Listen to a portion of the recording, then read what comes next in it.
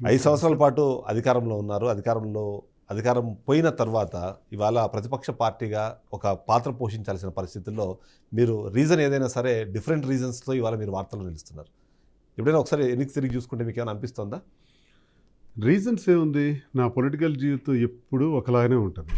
అపోజిషన్లో ఎలా ఉంటానో ప్రతిపక్షంలో అలాగే ఉంటాను. సారీ, రూలింగ్లో అలాగే ఉంటాను. రూలింగ్లో ఉండేటప్పుడు చాలా అగ్రెసివ్గా మాట్లాడేవాడిని. అలా అని ఇప్పుడు తగ్గింది ఏమీ లేదు. ఇప్పుడు కూడా గట్టిగా మాట్లాడుతున్నాను, ఇప్పుడు కౌంటర్ చేస్తున్నాను. ఇందులో తేడా ఏముంది? ఇకపోతే పర్సనల్ ఇష్యూకి పొలిటికల్కి సంబంధం ఏముంటుందండి? ఏమీ ఉండదు.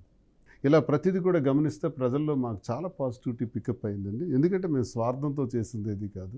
పరిస్థితులు, ప్రభావాలు బట్టి మేము తీసుకున్నటువంటి నిర్ణయాలు, ఆ పరిస్థితులకి, ఆ ప్రభావాలకి మా వ్యక్తిగత జీవితానికి, రాజకీయ జీవితానికి సంబంధం లేదు. దువ్వాడ శ్రీనివాస్ ఎప్పుడు ఫైర్ బ్రాండే.